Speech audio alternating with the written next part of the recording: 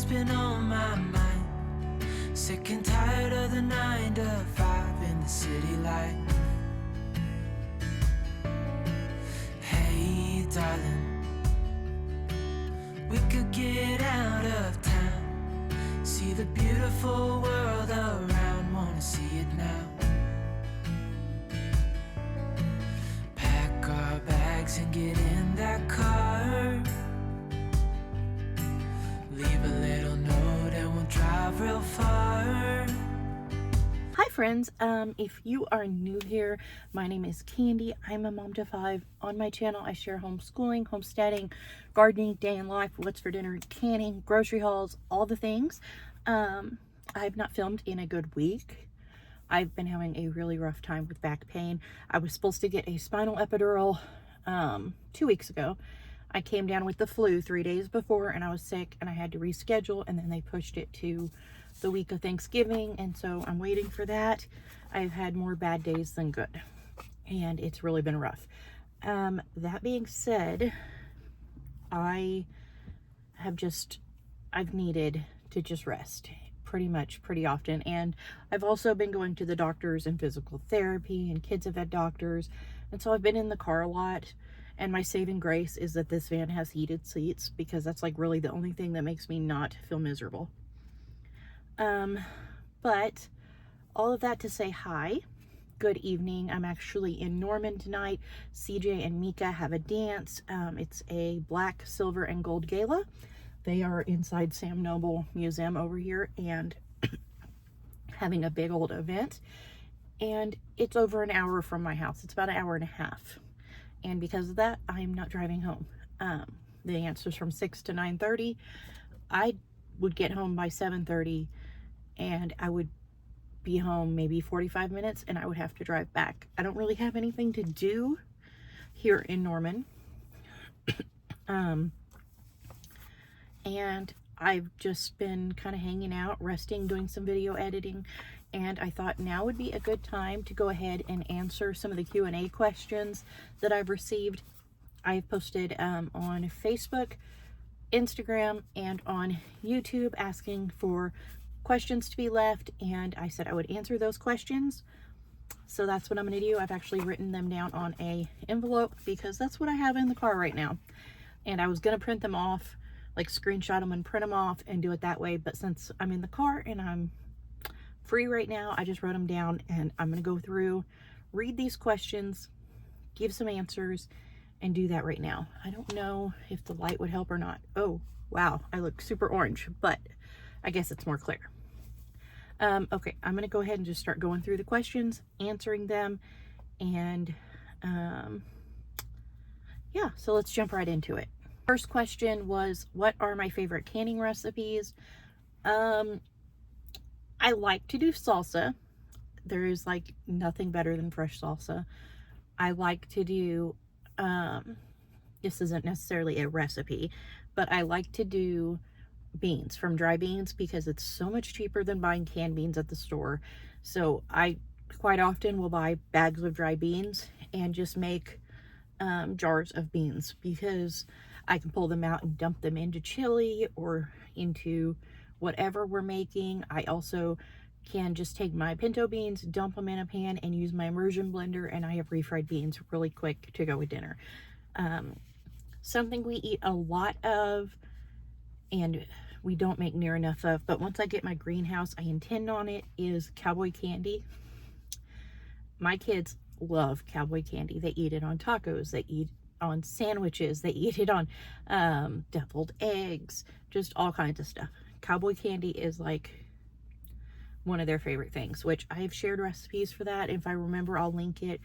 But it's candied jalapeno slices. I mean, they're good. They're sweet, they're spicy, they're good. What else? Let me think of what else I like to do. I like to do meats. I like having ground beef. I like having chicken. I like having chicken and gravy so that we can just warm it up and eat it over mashed potatoes. What else? I do a lot of white bean soup for CJ. Anytime we smoke chicken or turkey, I will take the beans and like put, I don't know, maybe half a jar of beans, maybe a little less than half, maybe a third of a jar of beans. And then I'll add a handful of onion, a handful of celery and carrots, and some of the leftover chicken or turkey. And then I'll have already deboned the chicken the day before and made broth with the bones. And so I'll take that smoked turkey or smoked chicken broth and pour that over the beans, and then I can them like that. CJ, he has really, really bad asthma, and when it gets exacerbated, which happens quite often in the fall and winter and then early spring, just with the seasonal changes, he really struggles. And when he feels like he is too inflamed and too irritated and like his throat and his lungs and everything are burning, he will refuse to eat anything, but he will eat that bean soup. He will take it out, pour it in a bowl, warm it up, and he will eat the whole quart of it. And it's like a saving thing for him, because you obviously can't go weeks without eating, but that's what he wants to do. He wants to go weeks where he just drinks water with like an electrolyte packet, and he does not want food. And since I started making that for him, he'll eat at least 2 quarts a day, and I know that he's getting protein, he's getting fiber, he's getting broth, he's getting carrots, he's getting celery, he's getting onions, and I know that he's getting something in his body. But those are probably my favorite things that I can, or things that I like to make sure I always have. I like to always have tomatoes too, but I have just not had a lot of tomatoes to where I can do extra tomatoes on top of salsa the last few years. About 3 years ago, I did a bunch of spaghetti sauce, and we loved having the fresh spaghetti sauce. So that's also a goal of mine when I get my greenhouse up, is to do enough tomatoes to do not just salsa, but do stewed tomatoes, do tomato sauce, and I just went blank. What was I talking? I know I was talking about tomatoes, but oh, spaghetti sauce. We did, I think they were called sunset yellow tomatoes. They were like a sauce tomato is what I grew, and it was the most beautiful yellowish orange spaghetti sauce. It was really mild, it wasn't super acidic, and it just made amazing pasta. So I fully intend on finding more of those tomatoes and doing those too, and making sure that we get lots of those planted and lots of spaghetti sauce. The next question was, which vegetables do I like to do from seed, and which ones do I like to buy started plants on? Since we were just talking about tomatoes, I like to start tomatoes from plants. I have started them with seeds before, but it seems like they grow a lot slower. And even if I start them much earlier than my other tomatoes, it seems like if I start some and I buy some, and say I start them 6 weeks before I buy some, they're still not the size of the ones I buy. And then by the time I get them in the ground, the other ones are producing like a good month and a half before the ones I buy from seed. And it's just, to me, I think I just get a better result if I buy those pre-started. I tend to grow all my squash from seed, all my green beans from seed, cantaloupes from seed, watermelons from seed. Eggplant, I usually buy a plant or two. What else? Peppers, I've done both, and I don't mind growing peppers from seed. I think that it gets hot enough here in the summer that they take off really well, and I still get a good crop of peppers if I do those from seed. Cantaloupes, cucumbers, I do those from seed a lot.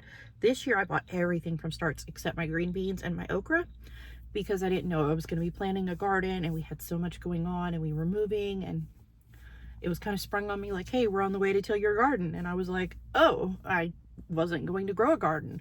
And so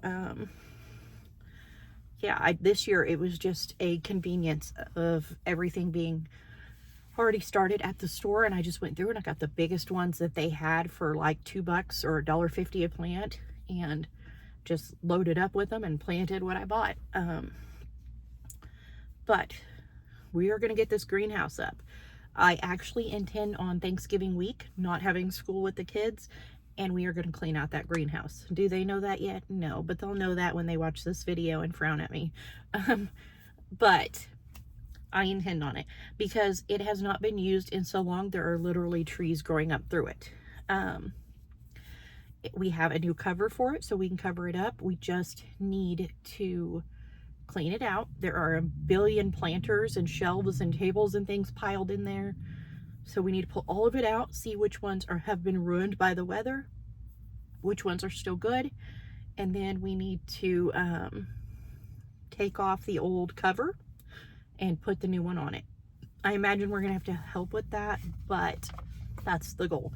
And I really want to get that done before the dead of winter so that February, March, I can start carrots and cabbage and asparagus and things like that. And so that's my goal. I plan on filling up that greenhouse to the brim. I do. And I also have a great big water trough out the front of it that I'm going to plant stuff in as well. And I may end up with a small garden as well. It's possible because I tend to go overboard every year. And when Bob comes out to till my garden, I always tell him I want it this big. And he always goes a little bigger. And then we stop and we look at it and he'll look at me and he'll say, "You want it bigger, don't you?" And I'm like, "I don't know. Do you think we should?" And he'll get on the tractor and he'll make it bigger. And then I end up with a huge garden. So what I may do is have him still till me an area that I can do maybe corn, watermelons, cantaloupes, and pumpkins or something like that. And then the rest I can plant in the greenhouse. And I also intend on doing flowers when I do the greenhouse. So that's something that we'll be adding, like cut flowers that Maddie and Meeker and Penny can help me arrange and put on the table every day. I think that would be fun. So got a lot going on with the greenhouse thing. And I plan on, if I get the greenhouse up, starting everything from seed this year. And I think it'll be a really good garden year. And my back right now, I don't know if I can get down in the garden to do massive amounts of garden work in the next year, but in the greenhouse it'll be in planters and raised beds and things, and I think I can handle that. Maddie also requested that maybe we get some like dwarf fruit trees and plant those, so we may do that as well. But let me get back to the questions. Okay, the next one was, how do you reach around to do gardening, homeschooling, and everything with chronic illness? I don't know. God, I guess. I mean, because I get that question a lot, and I get people constantly saying like, "Oh, you have your hands full," or "You must like never rest, you must never sleep." I do never sleep.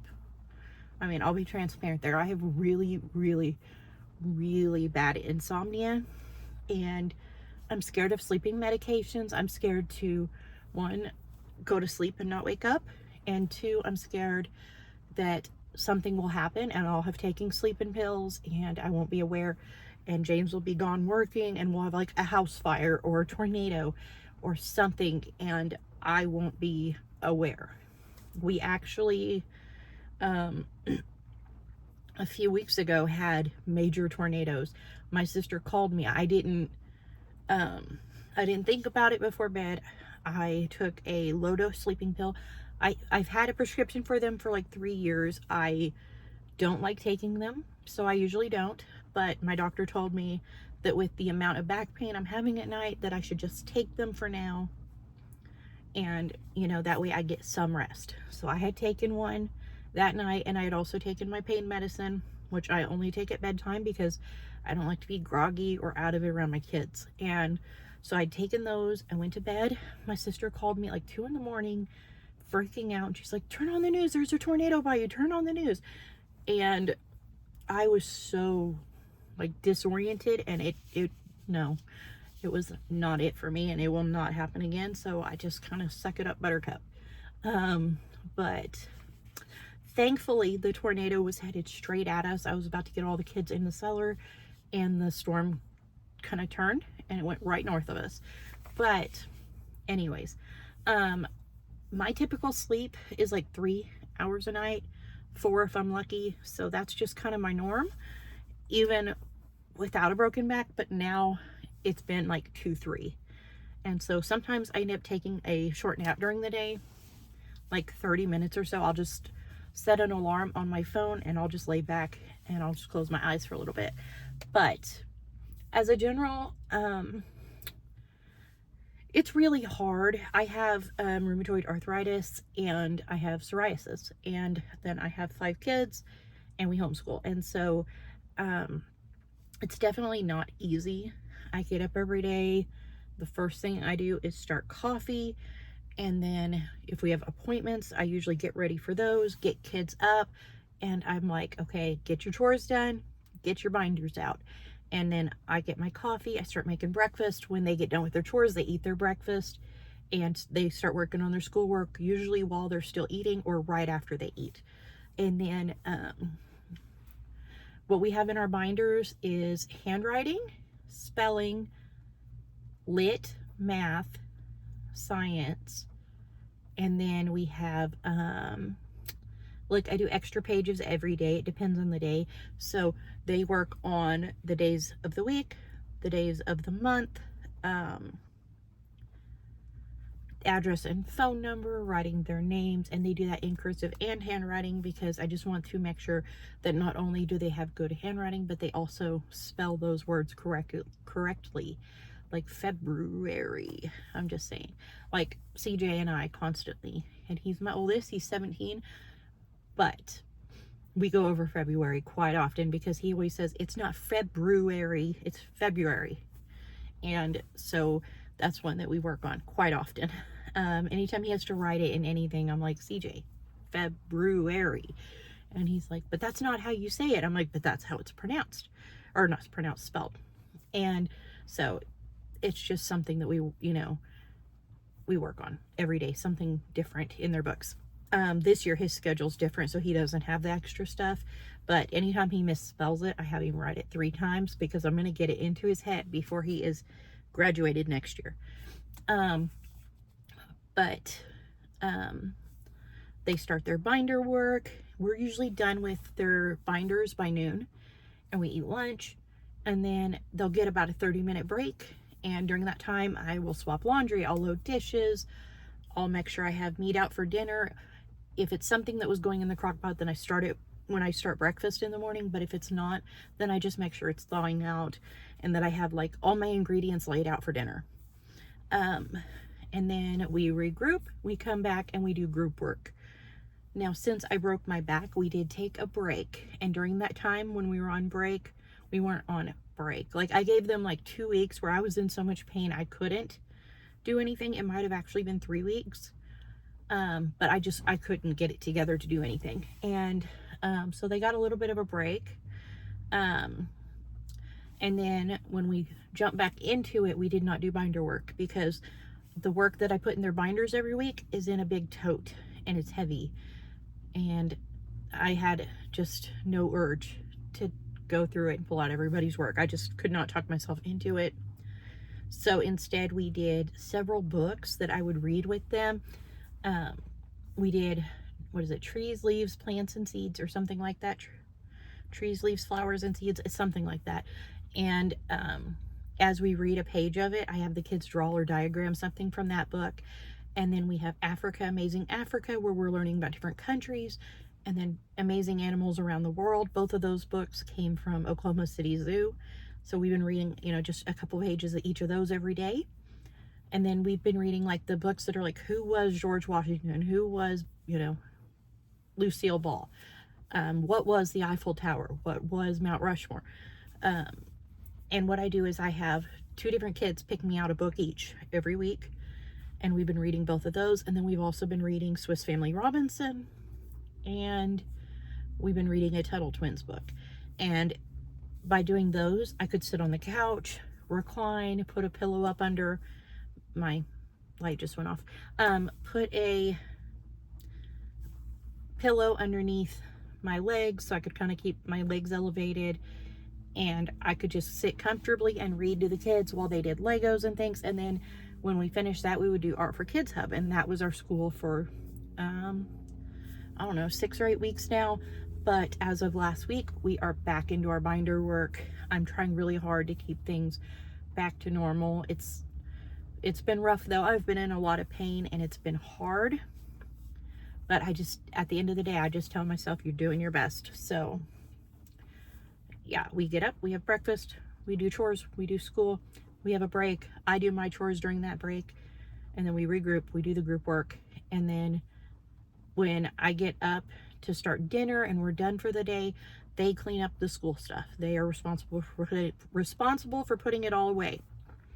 About once a month, my school area needs cleaned because it ends up a little bit chaotic, but the kids put everything away.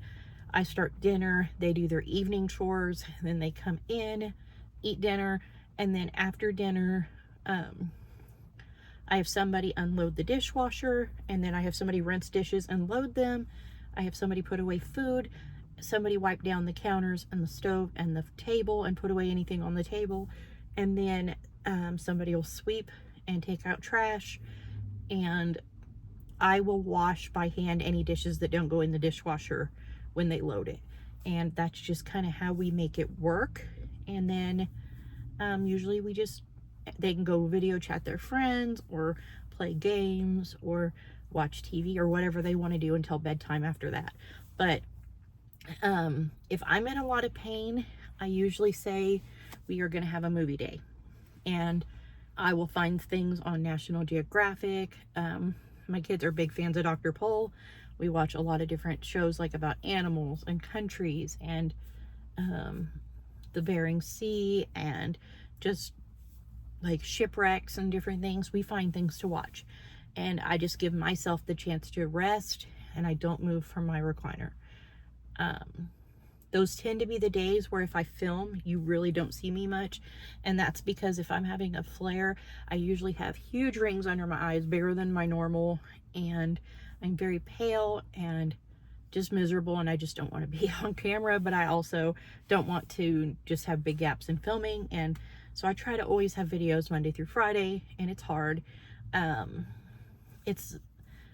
It's hard to make sure that I have the time to edit videos and get them up, but I do try to spend about 30 minutes every night before I go to bed working on videos and just try to get them up. It's hard though. I mean, I definitely don't think that I come by it easily. I think if I wasn't a workaholic, that it would be much different the way that I handle things. And I think if I wasn't like a straight workaholic, that my kids would probably be in public school because it would ease a lot of the work that I put into my day. But my dad always raised us that you work hard, you work harder than the other person around you, and then you work even harder than that, because you never let people see you fail.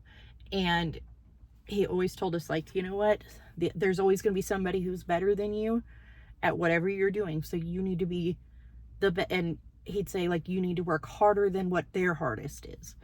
And I think that's always something that's stuck with me. And it's something I say to my kids all the time. They'll say, like, if one of them says, well, so-and-so only practices soccer for 10 minutes a day. And I say, well, but if you want to be a better player, you should practice for an hour a day. You should put in the work. You should put in the time. And I feel like I have a lot of drive, and I feel like most of my kids are pretty driven to get up and do things without being told to. And I'm very thankful for that. But honestly, I think God, he helps me get through every day. He helps me get through everything. I think on the hard days where I have to rest, I tend to read my Bible quite a bit more than what I read it on a normal day. And I really put the focus on him, because it kind of helps me with my pain and helps me feel at rest. But I'm going to go ahead on to the next question. Okay, the next question was, how do I teach my kids to help out with things without me having to hover beside them all the time? I think that starts out when they're toddlers. I have always, from the time my kids have asked, can I help you, Mom? I have always handed them a knife, handed them a spoon, handed them something and said, here you go. If we're outside in the garden, I'm like, absolutely, see these weeds? Pull them. If you see these are plants, don't pull them. I think that if you teach them to help when they're very young, that they learn that they're not just being a big kid and helping. They're helping their family, they're helping their mother, and I think that gives them like a sense of pride in things that they do. All of my kids, by the time they're 5-6 years old, can cook on their own. I obviously don't let them cook if I'm not home, but, well, I let my older 2 cook if I'm not home, but my younger 3 do not cook when I'm not home yet. But I teach them very young how to make scrambled eggs. I teach them how to make toast. I teach them how to cook meats. Teach them how to start different things in the crock pot. I teach them how to peel vegetables. I have several kids who can tell you how to make jelly, how to make canned vegetables of different varieties. They can tell you how to can meat, soups, beans. Like, they help out with all of those things, and several of my kids write it all down in notebooks. And so I think that having the pride of knowing that they're helping their family really helps. So I always try to make sure to praise them quite a bit if they do things to help me out. Like, if one of the kids comes in and says, can I help you make mashed potatoes? Absolutely. And then when we sit down to dinner, I'm like, thank you so much for helping with dinner. And then as I eat, I'm like, oh, these are really good. Thank you. You did a great job. Because I want them to feel pride in their work. I want them to feel proud of the fact that they did that for their family. And so by the time they're, 10, 12, 13, 14, 15, I have a 17-year-old as of yesterday, they are very capable of doing anything that needs done. My kids from, let's see, CJ's 17, Mika's 14, Penny is about to be 12, Bubba is 10. All of them know how to cook many dishes. They all know how to can things. They all know how to use the washer and dryer. CJ knows how to make a fire. My other kids do not yet, but we're new to having a fireplace as of this year, so it's a learning process for some of the kids still. But I do make sure that they help with bringing in firewood and things as well. Both of my boys split wood for it. And I just try to point out that I'm grateful and thankful for things they do. And I also tell them, that I'm proud of them. And I also, tell them, thank you so much for helping your family out, And I didn't realize, I'm trying to think of how to say this. I didn't realize how much independence I taught my kids until I broke my back. And my kids really came through. They immediately just were like, I got the laundry, I got the dishes, I got the food, and they would see me go over and try to start a load of laundry, and they'd be like, nope, get out. And they would run me right back to my chair, or I should say, make me limp back to my chair. And I'll go to pick something up, and usually Mika just appears out of nowhere and snatches it from me. They don't let me do anything that they heard that, and CJ and Mika went with me to my first several doctor's appointments and my first physical therapy, and they went intentionally to hear what the doctors said my limitations were, and they are dead set on my limitations, staying limitations. And I am very fiercely independent. My husband has, for as long as we've been together, worked over the road or where he was gone. And like, even now, he works like midnight to 2 p.m. He's up till about 4:30, goes to bed. So I'm still very much the default parent and the default everything. And because of that, and because he's always been a truck driver and things, or oil field or whatever, that he's not here, I've always been the one who did everything, and I'm very, very independent. I was very independent anyway, and then like having to be the default parent to 5 children has made me even more stubborn and independent. And even like if my husband is off work or something and he wants to help me, sometimes I have to bite my tongue because I just find myself stuck in a mode of like, I do everything, I don't need you. And it shouldn't be that way, but I just over the years have developed that mentality of like, I got this, it's me, I got this. And that's not a good thing, but at the same time, that's what gets us through when he's gone. And so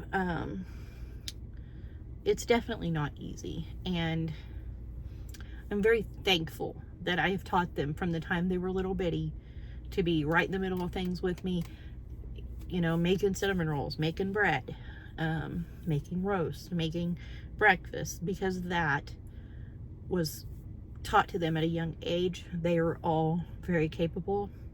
And so when one of them says, I'm going to make breakfast, I don't even bat an eye. I'm like, okay, great. Because I know that I don't have to worry. And I'm very thankful that I taught them how to do things very young. And I mean, I have friends who have said like, oh, you shouldn't make your kids cook for themselves, or you shouldn't make your kids have chores, or you shouldn't make your kids clean their own rooms. They're children. They should only be children once. And that's true. And I do very much try to make sure my children have childhoods. That's why we go to our homeschool co-op. That's why we're at a dance right now. That's why we go to park days. That's why we go to the park in general. That's why we go on field trips. That's why we have birthday parties. That's why we have Christmas. That's why we have Thanksgiving. That's why we have family time. That's why we have Bible time. That's why we go to church. You know, that's why I let my kids run freely in the yard and have fun.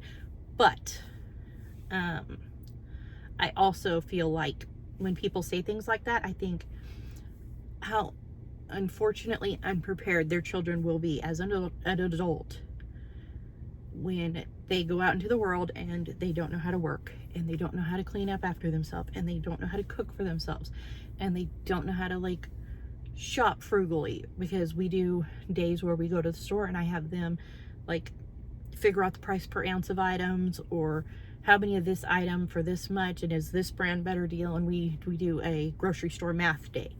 And I think, you know, I'm trying to set them up to be prepared into adulthood, and they can't be prepared if I don't prepare them.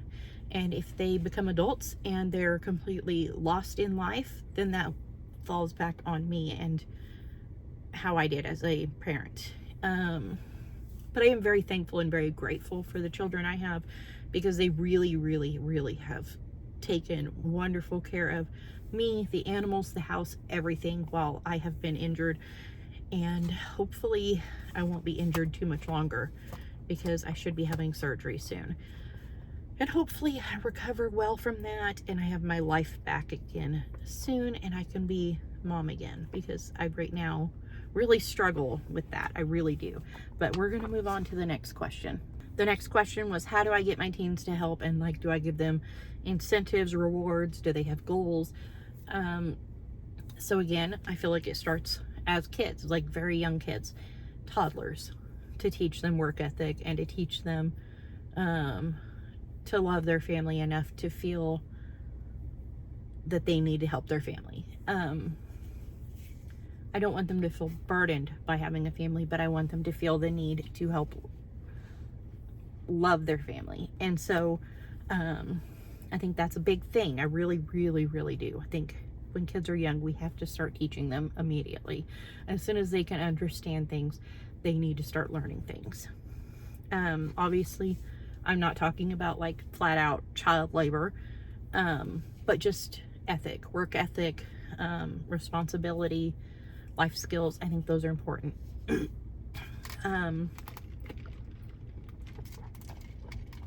I will say that my kids, obviously, they know that if they're not pulling their weight, I guess we could say, sorry, like if they're not helping out with things, and then they're like, hey, can I go to the mall? Can I have like $20 and go to the mall with my friend? The answer isn't going to be yes. However, if they've done all their chores, they've got their schoolwork done, and, you know, they've asked me like, hey mom, is there anything you need done? And like, maybe I say, can you take out the trash, or can you take the dogs out, or can you go check the pig feeder, or something like that, and there's like nothing else that needs to be done, and they say, hey, my friend's coming, can I go with them to the mall or whatever, or can I go to the movies? Then I'll say, you know, yeah, here's some money, have fun. But I mean, I don't pay my kids any type of allowance. I don't do like sticker charts or anything like that. I just teach them that, you have responsibilities, and you keep your promise to your responsibilities. You do not let the ball drop for other people to pick up for you. And I think that's important. Question is, did I grow up on a homestead, and how did I get interested in homesteading? This is going to be an interesting answer, I think.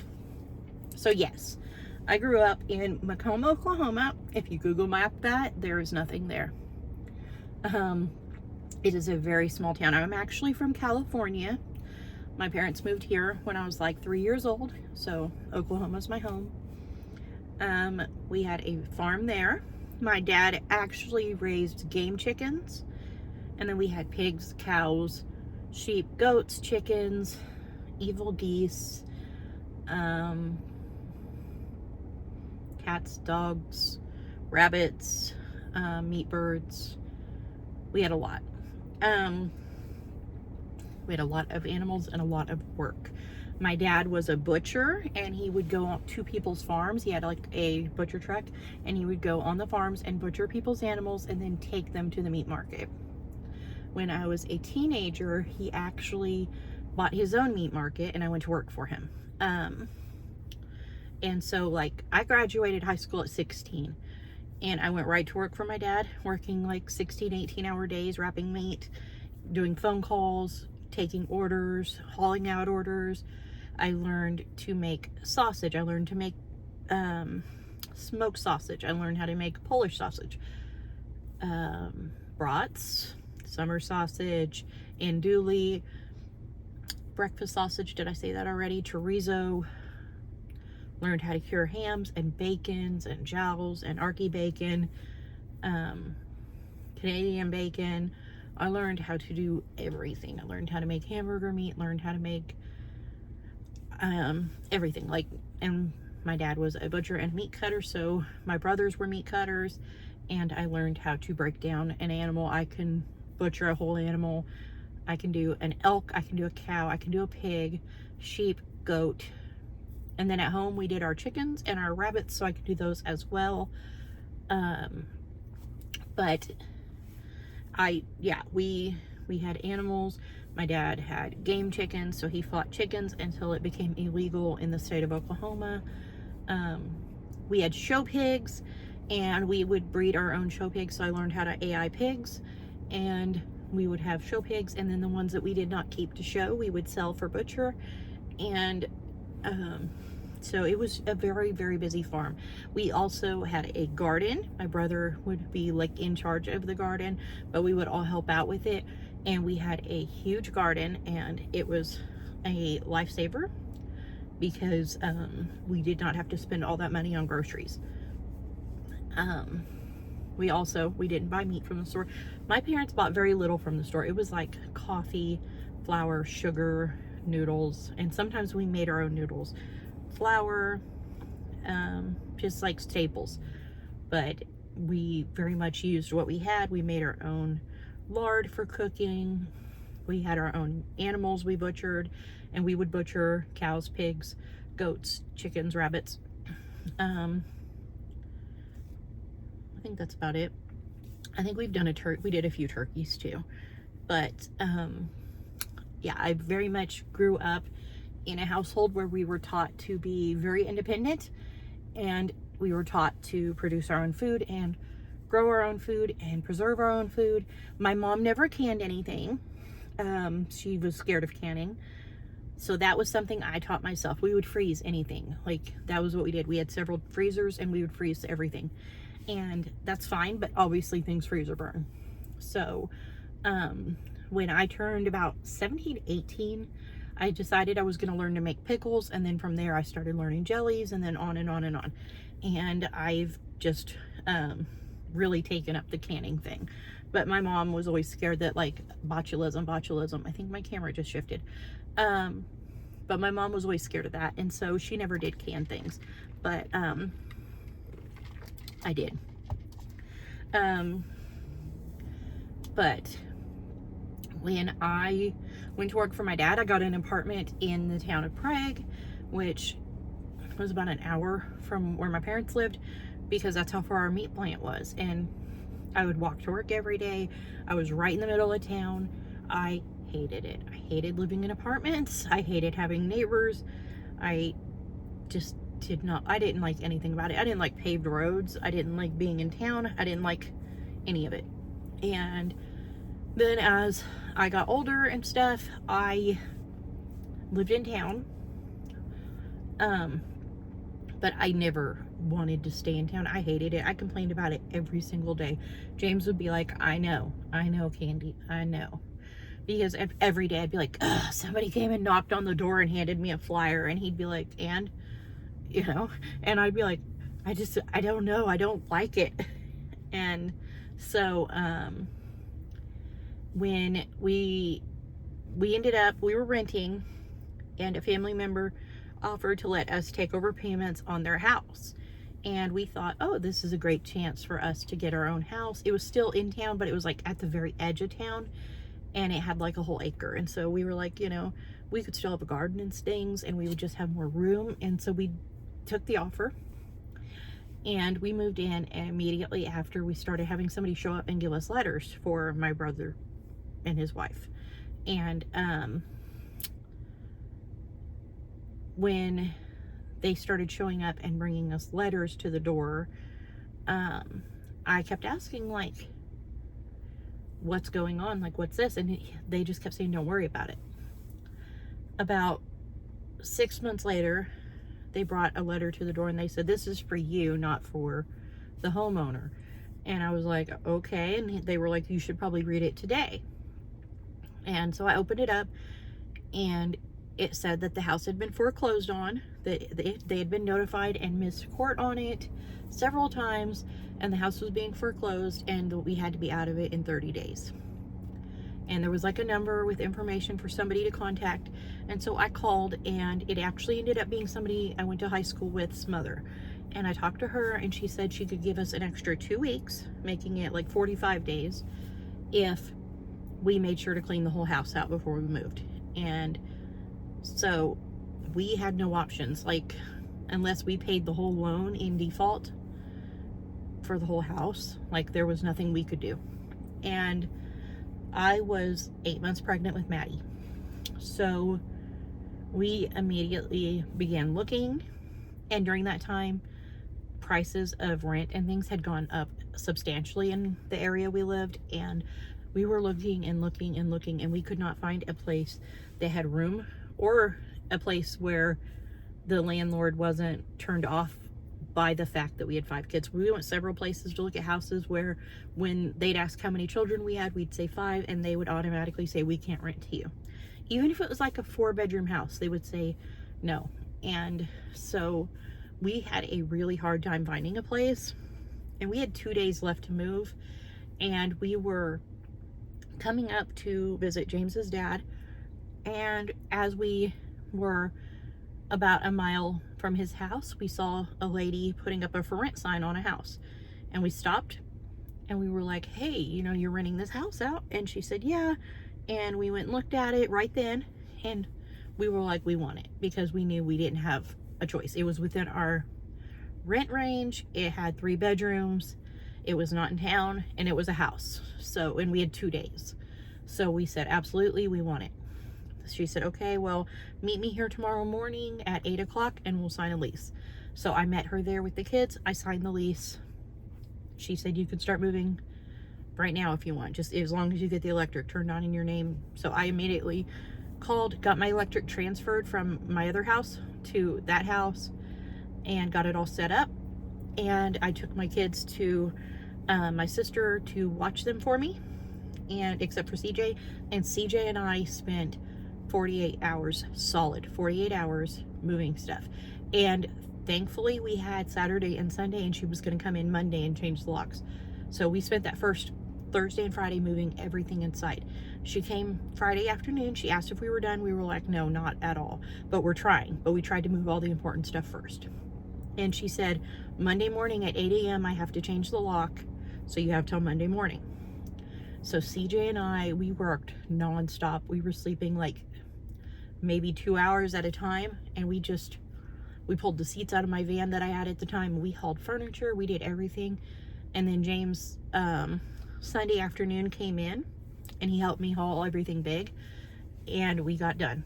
And we wiped counters and we vacuumed and mopped, and we didn't do like the greatest job, but it was clean. It just, like, I feel like we should have probably like carpet cleaned and maybe scrubbed the walls and things, like, you know, you would if you're moving out of a rental, but we just did not have time. And we got everything moved, and we realized we forgot the curtains. And I went Monday morning, and it was like 7:30 in the morning, and I went to go run over there and get our curtains out of that house, and the door, we got there and the door already had new locks on it. And so I was like, well, I guess we're buying curtains. But we were a mile from James's dad, and that was our saving grace, because he ended up needing my help quite often. James's stepmother had dementia, and so there was a lot of struggle with her, especially at night. He would call me all the time to come help him, and then as his health declined, he needed us more, and I'd bring him 3 meals a day. In between teaching kids, I'd run back and forth and do things for him, and I'd bring him breakfast and swap his laundry, start his dishwasher, and then leave, go home, teach kids. When I'd make them lunch, I'd pack him up a lunch, I'd bring it by to him, and I'd swap the laundry and stuff again, maybe sweep the kitchen, put his dog out, and then go back home. And it was just like that for several years. And I didn't often film that I was doing those things. I would just kind of leave that out just for his privacy. But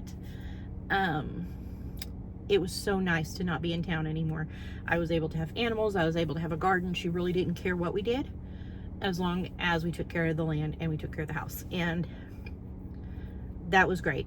The downfall was the house only had one heater. It was in the dining room, so if it was really cold, my bedroom and the kids' bedrooms windows would ice over, and we would have to close off my bedroom and the kids' bedrooms, and everybody would have to sleep in the living room and dining room. But there was just no other option, because their house was very poorly insulated, and just, it was a lot of problems with that house. Sorry, I was turning the car back off. I don't want to sit here forever with my car idling. But it was good to be out of town, and it was good to have the kids start learning about life on a farm again, and, you know, teach them things that I wanted them to learn that I learned. James's dad passed away, and he left us his house and land, and so we are trying to bring things back to the way that he had them. He had several big flower beds and things on the property that over the years have just kind of fallen apart, and the greenhouse was, you know, torn up and stuff, and trees growing through it, and his fruit trees didn't get fertilized anymore and things like that. And so we're trying to kind of clean up and get things back to like the paradise that he had it, and make him proud with that place, and also raise kids in a place where they can remember their grandpa and see the things that he loved and loved having around him, like his flowers and his fruit trees and, you know, all that. And so it's just something that we feel very driven to give the kids, is a childhood where they're children and not a childhood living in town. But I very much always kept a homesteader's frame of mind, even when I lived in town and stuff. Like, in my mind, I always felt like I did not belong there. Absolutely do not feel I belong in town. Just coming into the city stresses me out. I hate coming to the city. It's just very much that I feel like I belong out in the trees, out in the dirt, in the garden. That's where I feel at peace, and I want my kids to have that. And I want to teach my kids how to do things as adults, and take care of themselves and produce things for themselves. And so that's always been a goal, and it's something that I'm very happy that we're able to give them, because I know a lot of people don't have that opportunity. And homesteading is a art that I feel like isn't as prevalent as it once was, and I feel like we need that back. We need more fresh food, we need more fresh meat, we need more chemical-free households. We need our children to grow up with that kind of lifestyle. So it's something that's very, very dear to me. But yeah. And then let's see, is that all of them? yeah, that's all of the questions that I got for this Q&A. So I'm gonna end this video here, but I hope that that answered some of your guys' questions for us. If you have any other questions, you can leave them either on the post where I ask for Q&A questions or in this video itself, and I will answer them as soon as I get a chance. But I think that they'll be out of their dance in about 15 minutes. So I'm gonna get off of here, and I'm going to take me a little power nap before I have to drive home. So I will see you guys later. Bye.